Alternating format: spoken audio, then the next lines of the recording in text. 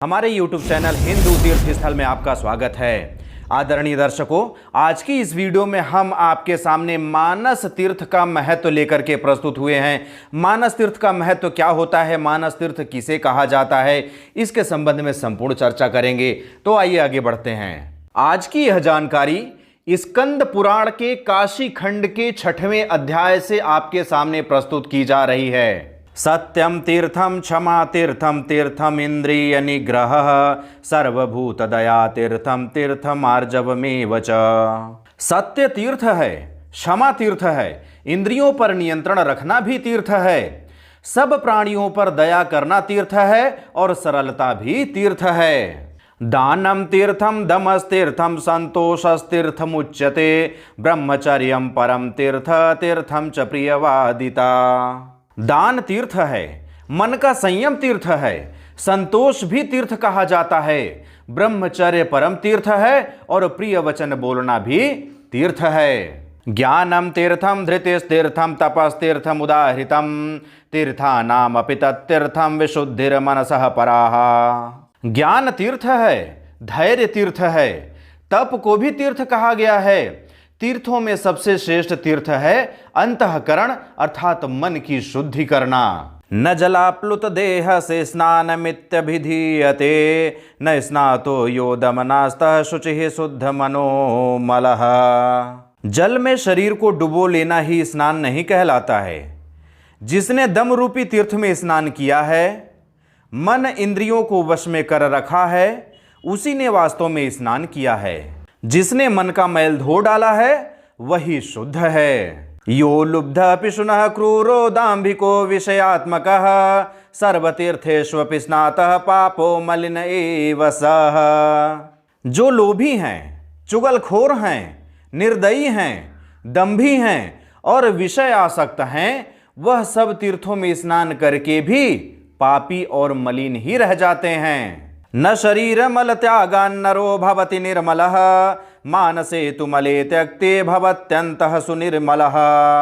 शरीर का मैल उतार देने मात्र से ही मनुष्य निर्मल नहीं हो जाता है, मानसिक मल का भी परित्याग करना पड़ता है। मानसिक मैल का परित्याग करने पर ही मनुष्य अंतर मन से निर्मल होता है। जायन्ते च म्रियन्ते च जलेष्वेव जलौकसः न च गच्छति ते स्वर्गम विशुद्ध मनोमलाः। जल में निवास करने वाले जीव जल में ही जन्म लेते हैं और जल में ही मर जाते हैं, पर उनका मानसिक मैल नहीं धुल पाता है। सदैव जल में रहते हैं, सदैव जल में स्नान करते रहते हैं, इसके बाद भी वे स्वर्ग में नहीं जा पाते हैं। विषयेष्वति सरांगो मानसो मल उच्यते तेष्वेव हि विरागो वस्य निर्मल्यम समुदाहृतम। विषयों के प्रति अत्यंत आसक्ति को ही मानसिक मैल कहा जाता है और उन विषयों में वैराग्य होना ही निर्मलता कहलाती है। चित्तम अंतर्गतम दुष्टम तीर्थ स्नानान्न शुद्धयति शतशो अपि जलैर्धौतम सुरा भाण्डमिवा शुचिः। चित्त के भीतर यदि दोष भरा है तो वह तीर्थ स्नान से शुद्ध नहीं होता। जैसे मदिरा से भरे हुए घड़े को ऊपर से जल द्वारा सैकड़ों बार धोया जाए तो भी वह पवित्र नहीं होता है, उसी प्रकार दूषित अंतःकरण वाला मनुष्य भी तीर्थ स्थान से शुद्ध नहीं होता है। दानमिज्जा तपः शौचम तीर्थ सेवा श्रुतम तथा सर्वाण्ये तान्य तीर्थानि यदि भावो न निर्मलः।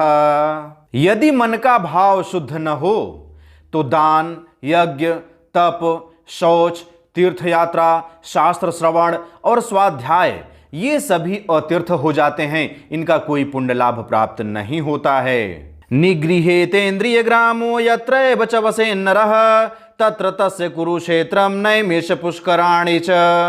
जिसने इंद्रिय समूह को वश में कर लिया है, वह मनुष्य जहां भी निवास करता है वहीं उसके लिए कुरुक्षेत्र, नैमिषारण्य और पुष्कर आदि तीर्थ उपलब्ध होते हैं। ध्यान पूते ज्ञान जले राग द्वेष मलापहे यह स्नाति मानसे तीर्थे सयाति परमाम गतिम। ध्यान के द्वारा पवित्र तथा ज्ञान रूपी जल से भरे हुए राग द्वेष रूपी मैल को दूर करने वाले मानस तीर्थ में जो मनुष्य स्नान करते हैं वे परम गति तथा मोक्ष को प्राप्त होते हैं। इस तरह से इस वीडियो के माध्यम से आपने मानस तीर्थ के महत्व के बारे में जानकारी प्राप्त की। अब मैं अपनी वाणी को विराम देता हूं और अगले वीडियो पर तीर्थ का फल किसे मिलता है, किसे नहीं मिलता है, इस संबंध में संपूर्ण चर्चा लेकर आपके सामने प्रस्तुत होंगे। यदि वह चर्चा परिचर्चा और जानकारी प्राप्त करना चाहते हैं तो हमारा चैनल सब्सक्राइब करके घंटी का बटन भी ऑन कर लीजिए, जिससे कि जब वह वीडियो अपलोड हो तो सबसे पहले सूचना आपको ही प्राप्त हो और यह जानकारी प्राप्त कर सकें कि तीर्थ का फल किसे मिलता है, किसे नहीं मिलता है। अब मुझे आज्ञा दीजिए, मिलते हैं अगले वीडियो पर। तब तक के लिए जय हिंद, जय भारत, बम बम भोलेनाथ की जय, जय गुरुदेव, जय जय श्री कृष्णा।